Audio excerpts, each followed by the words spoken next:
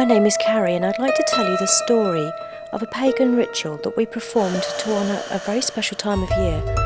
It's called Samhain, but also known as Halloween. I think I've always been attracted to times of ritual and celebration, and I'm quite keen to see how some of the old traditions from centuries ago have actually filtered through into the present. The sense of marking the year is very important, and I think a lot of psychics and a lot of people who are interested in alternative faiths, such as pagans, are very keen also to explore some of these older traditions, these old ways that have been forgotten, swept under the carpet if you like, and to resuscitate them and to find that they can create a new kind of way of marking the year as a result of that. Meredith, you know your lines? We have to coordinate. For a charm of powerful trouble, boil and bubble!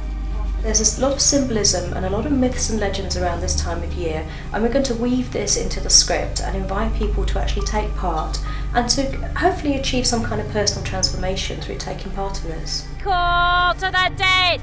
Arise! Arise! Fair is foul and foul is fair. Hover through fog and filthy air. Halloween has been for centuries this kind of association with the dead. They say it's the time when the veil between the two worlds, this world and the afterlife, is at its thinnest. And this is the time of year when we associate it with the ghost stories and the spooks and the phantasms and the spectres. And I think people really love the idea of dressing up and welcoming that spooky vibe in. Well, for this particular Samhain ritual, we're actually setting it in Queen's Woods in Highgate, which is a great favourite with pagans and witches. Bringing it all together means pulling a lot of people in who have expertise in different areas. I allocate people into roles that they're very good at. I make sure there's a lot of time in pre-production and preparation.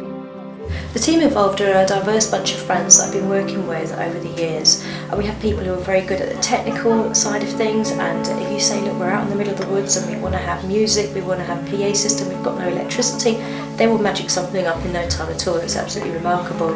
We've got other people that have been working with different mystical traditions or pagan traditions for quite some time, and they're coming forward and they're able to bring their knowledge and their experience to a role.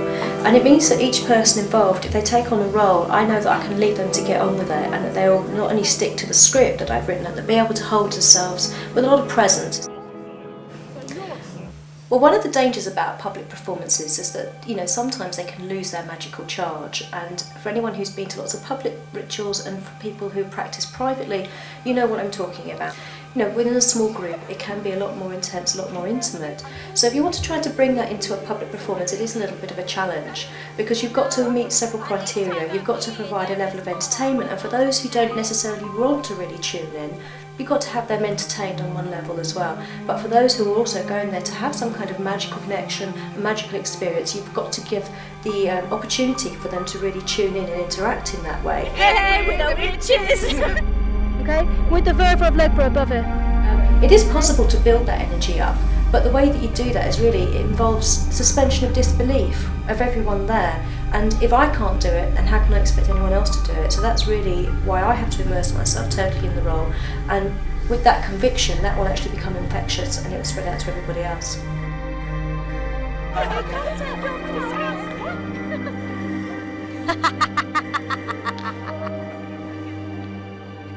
I'm only joking. Is there anyone else showing a bit of a flesh? Only half an hour to go. Have very, very good people on your crew and cast. Have experienced occultists, experienced witches, experienced pagans. They know their onions, they know their stuff, and they're very well briefed as well. So if I happen to be going off away with the fairies in one particular character role, I know that everyone else there on my team is very adept. Guardians of this sacred circle, ancient sacred space, ancestors, fae, elementals, animal spirits,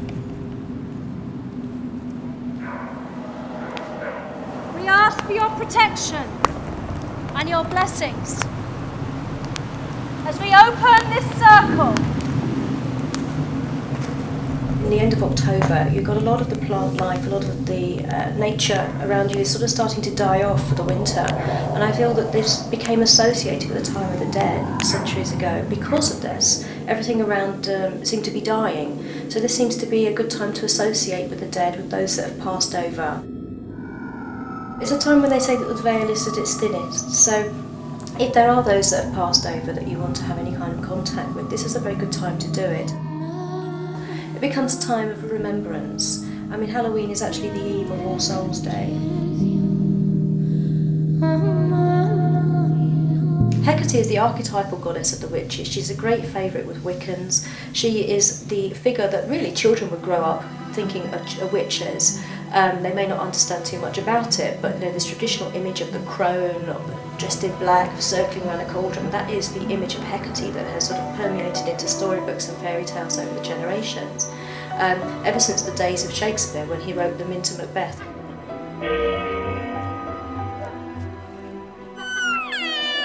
Double, double, toil and trouble, fire, burn and cauldron bubble. Fillet or penny snake in a cauldron, boil and bake. Eye of newt and toe of frog, wool of bats and tongue of dog. The audience are brought down by the storyteller to the clearing in the woods, where they see these witches circling around the cauldron, all completely shrouded in black.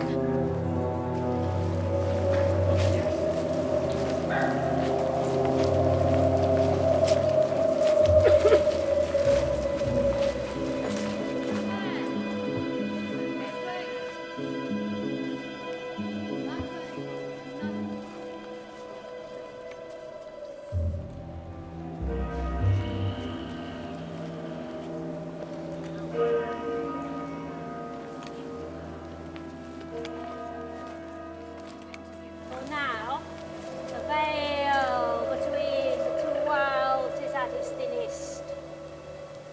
Remember those that have died in spirit. Come forward if you have the courage and light a flame. Everybody is invited to come forward and to, if they wish, to take a candle, to remember those that have passed over. Say their name aloud if they wish, or not. You can do this silently, so it's like a little silent prayer.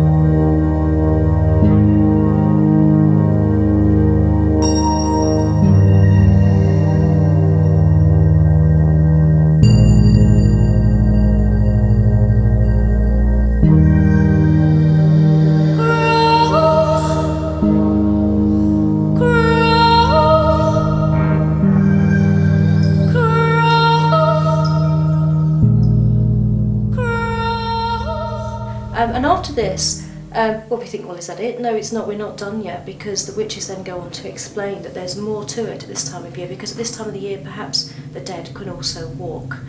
So go the myths and the traditions that the dead will come back and walk the earth again at this time of year.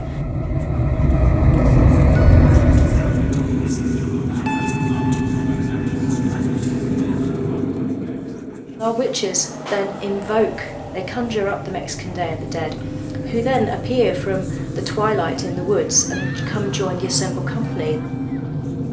Sisters, rise and walk again.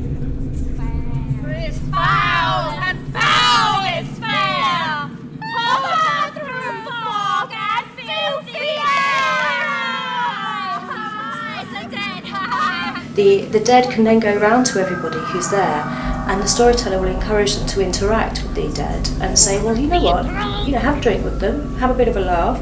If there is anything that you'd like to wish for, if you've got a secret desire, a secret wish, then tell them. Similarly, if there's anything at this time of year, at Halloween, at Samhain, as it's also known, that you would like to get rid of, anything that you'd like to be gone from your life, ask them for a special little piece of paper that they'll have on them and a pen. Write it down, that which you want to get rid of, and then you'll be guided over to one of the fire bowls. Throw this onto the fire. Throw it so it may burn with the end of the year. It is gone. I decided to link the Mexican Day of the Dead with Baron Samedi and Papa Legba of the voodoo tradition. Now, they're usually worked with more in Haiti and obviously in the Santeria. There's another version there over in Brazil. But I felt that I could bring a link together because Baron Samedi is actually the Lord of the Dead. He's a Papagede, and they deal with the realms of the underworld, they deal with the realms of the dead. So the fact that there may be a few miles between them, and the fact that the Mexican Day of the Dead may be more associated with the sort of Catholic community in Mexico, I didn't really feel was a barrier or a boundary at all. I've done a lot of work with Papa Legba over the years, and anyone who's ever worked with him will appreciate the fact that as the god of communication and of the crossroads, he is a very powerful, very friendly and easy to access deity. Now we've already got a parallel there between Hecate being the goddess of the crossroads and Papa Legba being the god of the crossroads. So for many years I've found that working with the magical aspect of the crossroads is a very strong theme for me. We must call the gatekeeper to open the gate. Papa Legba, the gatekeeper who opens the way for the fire. He who is the god of the crossroads. He who is the god of communication.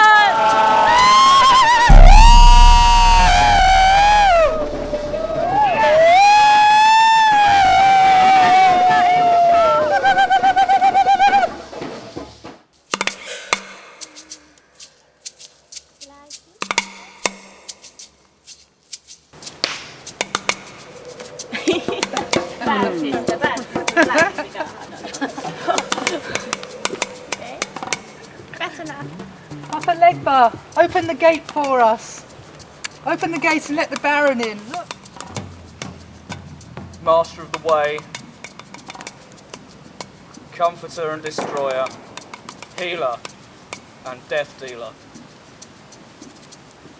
Show yourself, join with us at this party in your honour. Is he coming? He is here.